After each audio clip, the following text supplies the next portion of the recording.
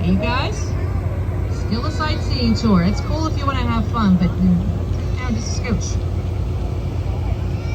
But yes, it was a steep, treacherous hike that zigzagged up the mountain, but it was free. So plenty of people just ignored the new incline and just kept doing what they were doing. So few people were taking the new incline that the engineer was getting a little bit nervous. It was because nobody was taking it, so he wasn't bringing in enough money. It was because of that trail. He had to get people to feel like they can't take the trail anymore, so they have to ride the incline. So this is where he cooks up a scheme. The engineer of the Duquesne Incline allegedly hired a bunch of local teenagers, and he then told them to dress up like ghosts.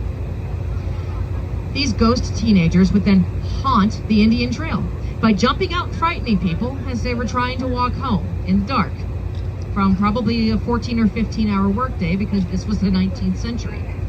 It's a mean-spirited kind of plan. With Scooby-Doo levels of planning, it should have never worked. Shockingly, it worked.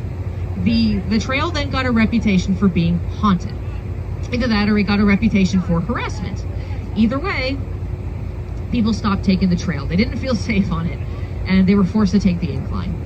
These days, you can't take the trail at all. There are some sections of it that still kind of exist, but you can't walk up Mount Washington from down here on Carson Street. There's just no way to do it anymore.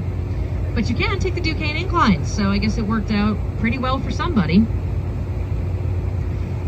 Now, as I had mentioned briefly before, Pittsburgh was definitely a dirty and very, very smoky city. And it was because of our manufacturing industry. If you look around today, though, you can see that is clearly no longer the case. It honestly doesn't look too bad around here at all.